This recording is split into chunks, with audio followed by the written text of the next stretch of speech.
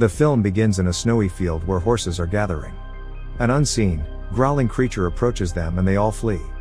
Then, the creature goes to a barn full of sheep. It opens the door and the sheep look at the silhouette in the darkness. They look scared and some of them escape from a small opening in the wall.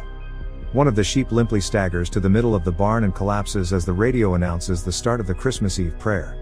In a nearby house, a woman named Maria stares outside as she prepares dinner, not noticing the creature that's staring at her from outside the window. The next morning on Christmas Day, Maria's husband, Ingvar, starts his daily routine of taking care of his lambs along with their dog. He returns home to cook breakfast, while Maria uses the tractor in the fields. They then help one of their sheep who is pregnant to give birth to a couple of lambs. The couple comes home to eat as they talk about the possibility of time traveling into the past and the future. Maria returns to work as she inspects an agitated sheep, who turns out to be pregnant. She once again returns home to find Ingvar sleeping on a chair, waking him up and telling him to take care of the upper barn. As it's now Maria's turn to rest, Ingvar goes to take care of more lambs before sitting on a desk inside the barn. The following day, Ingvar and Maria tag and mark the newborn lambs to keep track of them. They hear their dog barking in the barn, trying to alert them that a sheep is in labor. The couple help birthing the lamb, but they stare at the newborn then at each other, for something is different with this lamb. Maria takes the lamb home, holding it like a human baby. She even swaddles the lamb and names her Ada, before feeding it milk from a bottle. That night, they take Ada to their bedroom and stare at her, full of emotions, before going to bed. In the morning, Ingvar sees Maria carrying Ada as if she's her own child. They don't have a child of their own, and as he uses the tractor outside, his emotions get the better of him and he begins to cry. He takes a moment to compose himself before continuing to work. He then takes a wooden crib from the shed and uses it as Ada's bed, with Maria looking at her lovingly. When she comes to the barn, Ada's mother bleats at her, looking for its lamb, but Maria ignores it. She happily wakes up the next day to Ada in her crib. Maria closes the window in an attempt to not hear Ada's mother's bleating. As she goes off to work, she tells Ingvar to just stay home and take care of Ada. He cares for her and puts her to sleep before leaving the house, but forgetting to close the front door. He then goes to his workshop to do some woodworking. When the couple comes home, they can't find Ada in the living room or the bedroom. They search around the house to no avail. The two come outside in search of Ada, splitting up to cover more ground. Ingvar searches near the river bank and Maria goes to the vast fields. They call out Ada's name, but the thick fog is not helping with their search. The couple regroups after their fruitless search and finds Ada with her sheep mother. Maria takes Ada in her arms, and it's revealed that Ada has the body of a human as Ingvar wraps her with his coat. They are glad to have Ada back, but her mother follows and bleats at them as they walk back to the house. Maria shouts angrily at the sheep to go away. They return Ada to the house and tucks her into her crib, wearing a human child's clothes. One day, Ingvar is herding the sheep while Maria and Ada are playing on the field. Maria makes a flower crown for Ada and kisses her cheek. Meanwhile, we see someone driving a car on the road.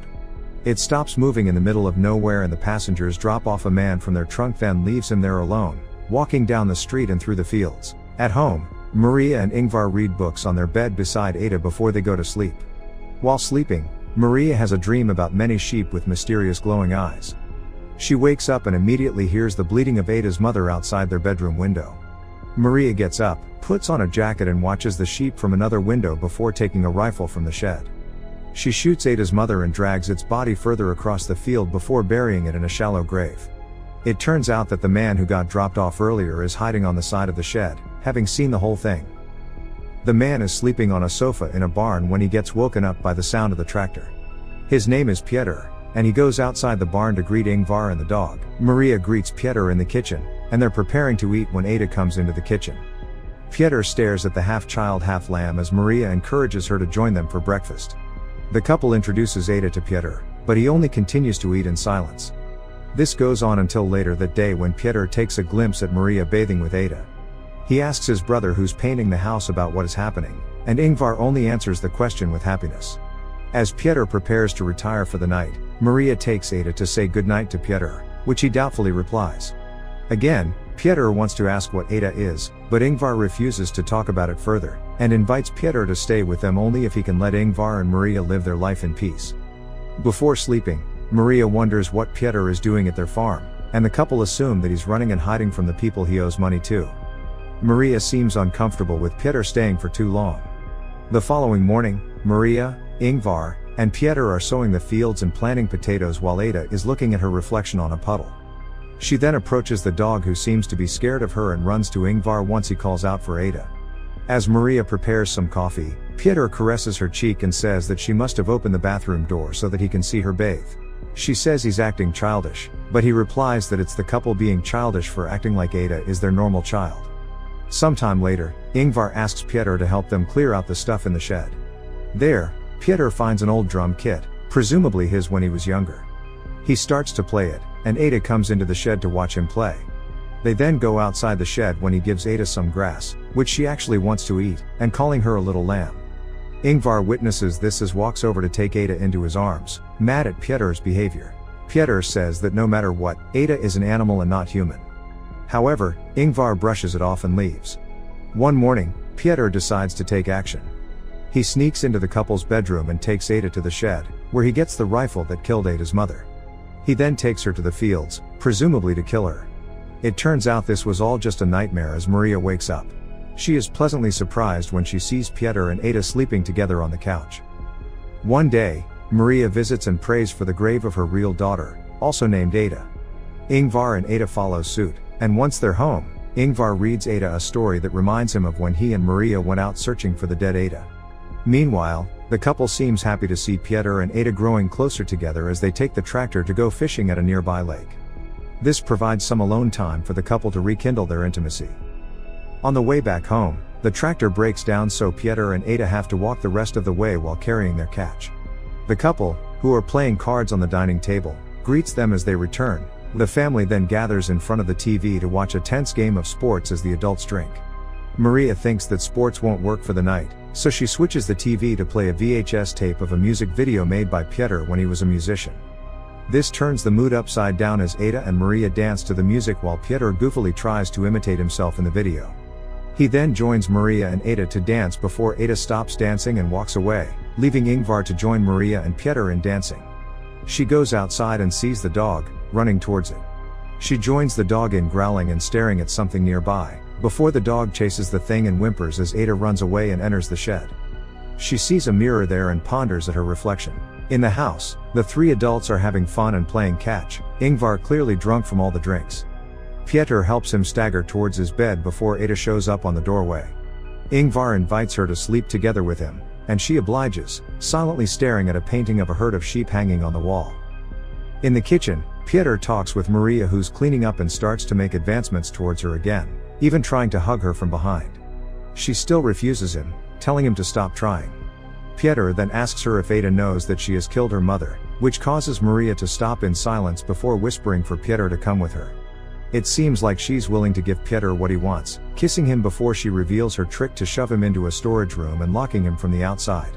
He calls out for Maria to open the door, but she starts to play a piece on the piano to drown out the noise. Once the piece is finished, Pieter has stopped yelling, and she goes to check it out. She finds that the back door is open, but other than that, nothing is out of place, so she returns home. The following morning, Maria carefully and gently kisses both her husband and Ada, before she goes to the storage room to unlock the door. She finds Pieter sleeping with a sleeping bag on the floor, then wakes him up to tell him that he's leaving the town right now. She hastily drinks coffee before bringing a packed bag into their car and leaving the house with Pieter. After driving for a while, Maria stops the car in the middle of the road and takes out the packed bag, presumably belonging to Pieter. She urges him to leave, and tells him that Ada is a gift of a new beginning given to them after they lost their daughter. Pieter then stops a bus that's passing by, with Maria giving him a wad of cash before hugging him and saying goodbye as the bus drives away. She drives home alone, seeming to be in a peaceful state. Meanwhile, in the house, Ingvar wakes up with Ada all confused as he can't find his wife and brother. The two decide to have a very simple breakfast of oats, coffee, and bread. Ingvar asks Ada to turn off the radio, and she comes back to the table holding their fat pet cat. He then goes out the back door and tries to call for the dog, but it won't come and there's no sight of it nearby. They walk through the fields, and Ingvar tries to tell her about how to spot the way home by the mountains, clouds, and river. They arrive at where the tractor has broken down. Ingvar tries to fix the engine while we see Ada playing with some flowers on the ground. The tractor won't start, so Ingvar gives up for now and comes to Ada, who seems to want to go to the river. They walk away as Ingvar plans to check the fishing nets. Back at the house, we see that the dog has been killed by the creature earlier.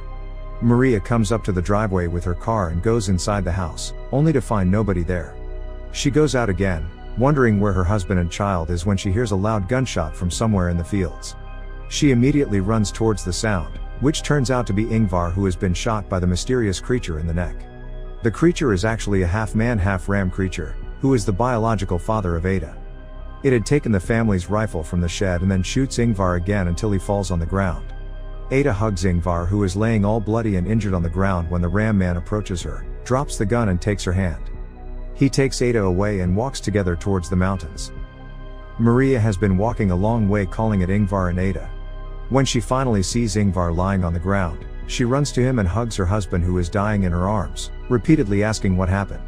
She cries hysterically as Ingvar dies, before standing all alone, taking a deep sigh. The end.